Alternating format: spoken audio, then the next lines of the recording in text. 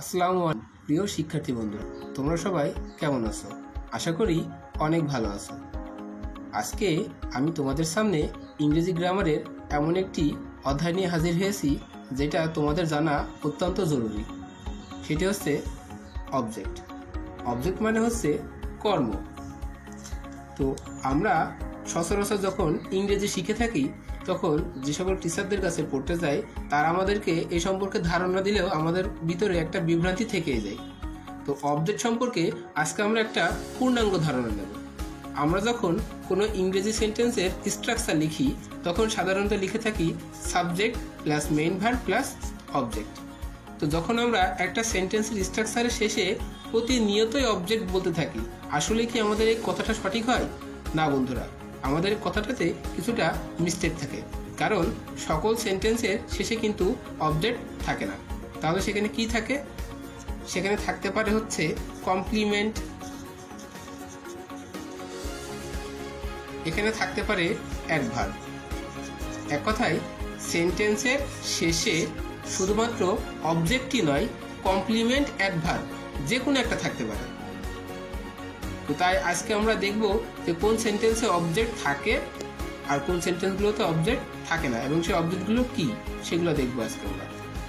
তো আমরা অবজেক্ট বের করতে হলে আমাদের একটা ফর্মুলা জানতে হবে। সেই ফর্মুলাটা অলরেডি আমরা এখানে দিয়ে ফেলেছি। সেটা হচ্ছে এরকম যে যে সেন্টেন্সের অবজেক্ট আছে কি নেই সেটা আমরা যখন নির্ণয় করতে যাব তখন ওই সেন্টেন্সের যে মেইন ভার্ব, ওই মেইন ভার্বকে কি বা কাকে দ্বারা প্রশ্ন করতে হবে। এই কি বা কাকে দ্বারা প্রশ্ন করে যদি আমি উত্তর পাই তাহলে ওই সেন্টেন্সে অবজেক্ট আছে, আর যদি কি বা কাকে দ্বারা প্রশ্ন করে কোনো উত্তর না পাই তাহলে ওই সেন্টেন্সে অবজেক্ট নেই। এখন আমরা কয়েকটা উদাহরণের মাধ্যমে আর একটা প্রমাণ দেখব। যেমন আমি লিখলাম হি is going to market. He is going to market একটা উদাহরণ। এই উদাহরণে আমি দেখতে পাচ্ছি যে সে বাজারে যাচ্ছে। সে বাজারে যাচ্ছে। এখানে এই সেন্টেন্সের স্ট্রাকচারে আমি প্রথমে পাচ্ছি এটা সাবজেক্ট, এটা অক্সিলারি ভার্ব, এটা মেইন ভার্ব, আর এটা বাকি অংশ। আমাদের সাধারণ শিক্ষার্থীদের যে ধারণা, তারা সচরাচরই ভুল করে থাকে যে তারা এটাকে অবজেক্ট বলে গণ্য করে, যেটা অবজেক্ট, কিন্তু আসলে এটা অবজেক্ট হবে কি হবে না সেটা আমরা এখন দেখব।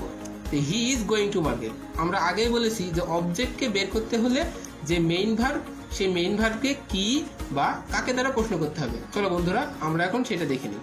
হি ইজ গোয়িং টু মার্কেট, সে বাজারে যাচ্ছে। গোয়িং যাচ্ছে, কোথায় যাচ্ছে? বাজারে যাচ্ছে। আমরা যদি প্রশ্ন করি যে কি যাচ্ছে, কোনো উত্তর আসছে না। আবার যদি বলি কাকে যাচ্ছে, কোনো উত্তর নেই। তার মানে আমরা বুঝতে পারলাম টু মার্কেট এটা কোনো অবজেক্ট নয়। তাহলে এটা কি? এটা হচ্ছে একটা অ্যাডভার্ব।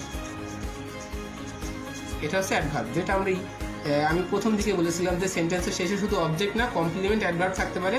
আমরা কিন্তু অলরেডি একটা অ্যাডভার্ব পেয়ে গেলাম। এটাকে অ্যাডভার্ব অফ প্লেস বলা হয়, অ্যাডভার্ব অফ প্লেস। এরপরে আমরা আর একটা উদাহরণ নিতে পারি যে he is a teacher. He is a teacher.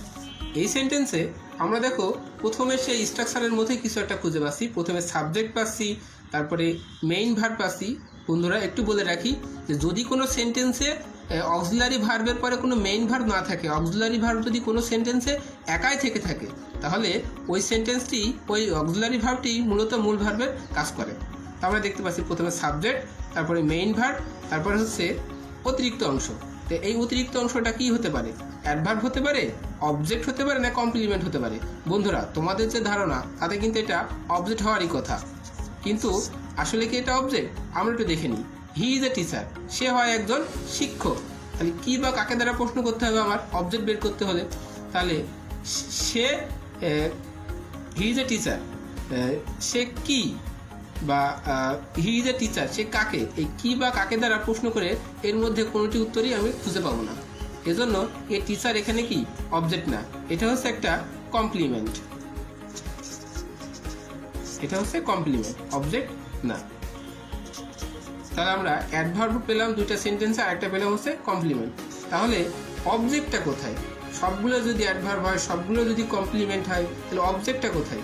আমরা আরেকটা উদাহরণ নিতে পারি, শি হেল্পড মি, সে আমাকে সাহায্য করেছিল বা সে আমাকে সাহায্য করলো। এই সেন্টেন্সে আমি দেখতে পাচ্ছি প্রথমে সাবজেক্ট, তারপরে মেইন ভার্ব, তারপর অতিরিক্ত অংশ। আমরা এখন দেখব যে এই অতিরিক্ত অংশটা সাবজেক্ট, অ্যাডভার্ব নাকি কমপ্লিমেন্ট। আমরা ভার্বকে কি বা কাকে দ্বারা প্রশ্ন করে দেখি। শি হেল্পড মি, সে আমাকে সাহায্য করলো। সে কাকে সাহায্য করলো? আমাকে সাহায্য করলো। সে কি সাহায্য করলো?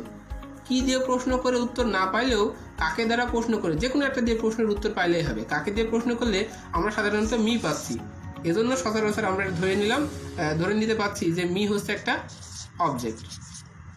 তো শিক্ষার্থী বন্ধুরা, আমরা এখন এই ভার্বকে কি বা কাকে দ্বারা প্রশ্ন করে যে অবজেক্ট বের করার সিস্টেম, সেটা কিন্তু আমরা এখন দেখতে পেলাম। এইবার আমরা যে অবজেক্ট বের করলাম, এই অবজেক্টের প্রকারভেদটা দেখব। অবজেক্ট সাধারণত দুই প্রকার, একটা হচ্ছে ডিরেক্ট অবজেক্ট, আরেকটা হচ্ছে ইনডিরেক্ট অবজেক্ট।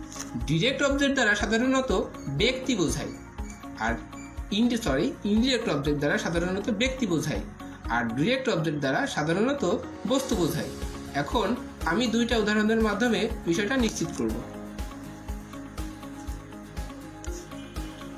বন্ধুরা, উদাহরণ দেওয়ার আগে আমি একটা ফর্মুলা লিখে দিই যে কখন ডিরেক্ট অবজেক্ট আর কখন ইনডিরেক্ট অবজেক্ট।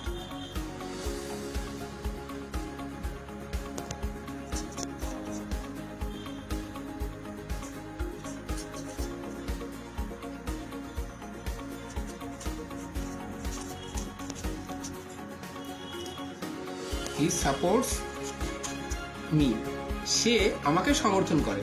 হি সাপোর্টস মি, সে কাকে সমর্থন করে? আমাকে সমর্থন করে। এখানে মি হচ্ছে ইনডিরেক্ট অবজেক্ট। এরপরে আর একটা উদাহরণে আসি আমরা।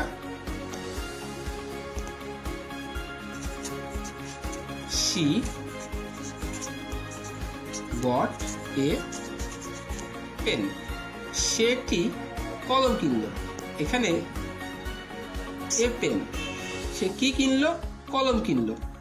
এখানে এ পেন হচ্ছে অবজেক্ট। তাহলে আমরা দেখতে পাচ্ছি উপরের সেন্টেন্সটাতে মি হচ্ছে একটা অবজেক্ট, সেটা ব্যক্তিবাচক অবজেক্ট, এবং শি বট এ পেন, সে একটি কলম কিনলো, এটা হচ্ছে এ পেন একটি বস্তুবাচক অবজেক্ট।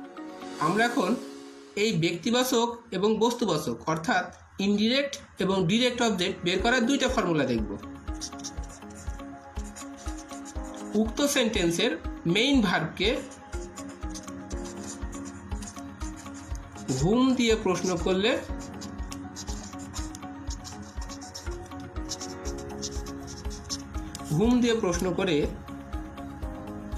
ইনডিরেক্ট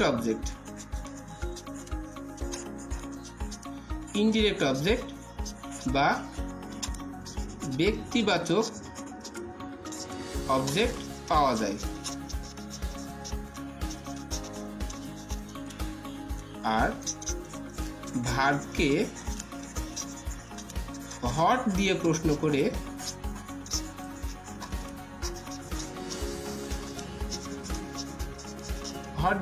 করে ডিরেক্ট অবজেক্ট বা বস্তুবাচক অবজেক্ট পাওয়া যায়। তো বন্ধুরা, এখন আমরা দুইটা উদাহরণের সাথে দুইটা ফর্মুলা একটু মিলিয়ে নেব। হি সাপোর্টস মি, সে আমাকে সমর্থন করে। ভার্বকে হুম দিয়ে প্রশ্ন করে দেখি, সে কাকে সমর্থন করে? হুম মানে আমরা জানি সাধারণত কাকে। সে কাকে সমর্থন করে? আমাকে সমর্থন করে। এখানে মি হচ্ছে ইনডিরেক্ট অবজেক্ট। প্রথম উদাহরণ শেষ। দ্বিতীয় ফর্মুলার সাথে আমরা মিলিয়ে দেখি। শি বট এ পেন, আমরা ফর্মুলাতে পেয়েছি যে ভার্বকে হট দিয়ে প্রশ্ন করে ডিরেক্ট অবজেক্ট পাওয়া যায় বা বস্তুবাচক অবজেক্ট পাওয়া যায়। হট মানে সাধারণত কি বোঝায়? তো শি বট এ পেন, সে কি কিনলো? এ পেন কিনলো, কলম কিনলো। তার মানে হট দিয়ে প্রশ্ন করে বস্তুবাচক অবজেক্ট পাওয়া যায় বা ডিরেক্ট অবজেক্ট পাওয়া যায়, এজন্য এই পেন হচ্ছে ডিরেক্ট অবজেক্ট। তো বন্ধুরা দেখো, যে হুম মানে কাকে আর এই হট মানে কি, সেই আমরা পূর্বের যে পেজে আমরা পড়ে আসলাম, এটা যে কি বা কাকে দ্বারা প্রশ্ন করতে হবে সেটাই সাধারণত আমরা ফিরে পেলাম। এরপরে আমরা অবজেক্ট তো নির্ণয় করা শিখলাম। এখন যদি কোনো সেন্টেন্স আমরা অবজেক্ট ব্যবহার করতে চাই এবং সেটা যদি একটা জায়গায় দুইটা হয়, তখন আমরা কি করব? যে আমরা সেন্টেন্সের আরও দুইটা অবজেক্টের সিস্টেম দেখতে পেলাম, যে যদি আমরা কখনো সেন্টেন্স লেখার সময় যদি দুইটা অবজেক্ট আমরা একই সেন্টেন্সে ব্যবহার করতে চাই, তো তখন আমাদের ফর্মুলাটা কি হবে? তো বন্ধুরা দেখি আমরা ইনডিরেক্ট অবজেক্টকে প্রথমে, ডিরেক্ট অবজেক্টকে পরে, অথবা ডিরেক্ট অবজেক্টকে প্রথমে রেখে ইনডিরেক্ট অবজেক্টকে পরে, দুইটা জায়গাতে দিয়েই সেন্টেন্স অনুযায়ী আমরা এই স্ট্রাকচার ব্যবহার করতে পারবো। যেমন প্রথম ইনডিরেক্ট অবজেক্ট থাকবে, পরে ডিরেক্ট অবজেক্ট থাকবে। এরকম কোনো সেন্টেন্স আমরা একটু দেখি, যে মাই ফাদার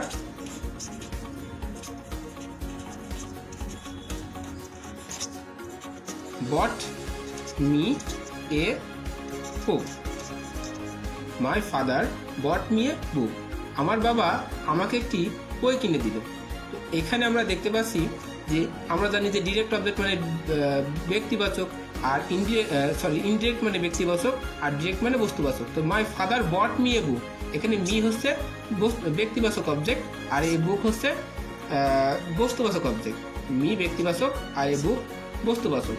তাহলে এই সেন্টেন্সের সাথে আমরা মিল রাখতে পারি যে যদি কোনো সেন্টেন্সে আমরা দুইটা অবজেক্টকে পাশাপাশি বসাইতে চাই, তাহলে প্রথমে আমাদেরকে ইনডিরেক্ট অবজেক্ট বসাইতে হবে, তারপরে আমাদেরকে ডিরেক্ট অবজেক্ট বসাইতে হবে। অর্থাৎ প্রথমে ব্যক্তিবাচক বসাইতে হবে, তারপরে বস্তুবাচক বসাইতে হবে।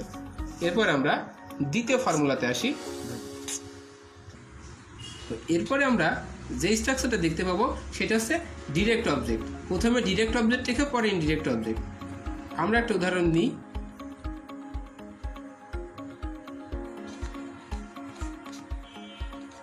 Rafiq sent an email for me. শিক্ষার্থী বন্ধুরা, আমরা এখন দেখলাম যে আরেকটা উদাহরণ, Rafiq Saint an email for me. পূর্বের সেন্টেন্সে প্রথমে ছিল ইনডিরেক্ট অবজেক্ট, পরে ছিল ডিরেক্ট অবজেক্ট, কিন্তু দেখো পরবর্তী সেন্টেন্সে আমরা দেখতে পাচ্ছি প্রথমে চলেছে ডিরেক্ট, পরে এসছে ইনডিরেক্ট। এর কারণ কি?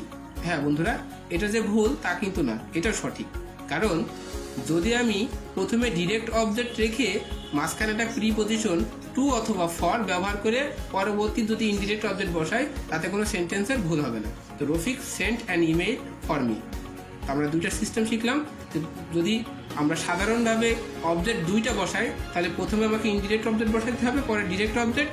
আর যদি কোনো প্রিপজিশনের সহায়তা নেই, সেটা হতে পারে টু অথবা ফর, তাহলে আমাদেরকে প্রথমে ডিরেক্ট অবজেক্ট বসাইতে হবে বস্তুবাচক, আর তারপরে আমাদেরকে ইনডিরেক্ট অবজেক্ট বসাইতে হবে। তো বন্ধুরা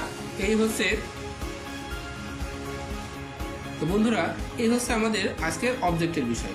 কারণ অবজেক্ট সম্পর্কে কেউ কথা বলতে চায় না। তো আজকে আমি এই অবজেক্ট সম্পর্কে হয়তোবা তোমাদের বিস্তারিত একটু ধারণা দিতে পারলাম, যদি তোমাদের একটু উপকার হয়। তো ভালো থেকো, সুস্থ থাকো, আর সাথে থাকো ইটিসি এর সাথে, ইংলিশ টিচিং সেন্টার ডিঙ্গিদা। ধন্যবাদ সবাইকে। আল্লাহ হাফেজ।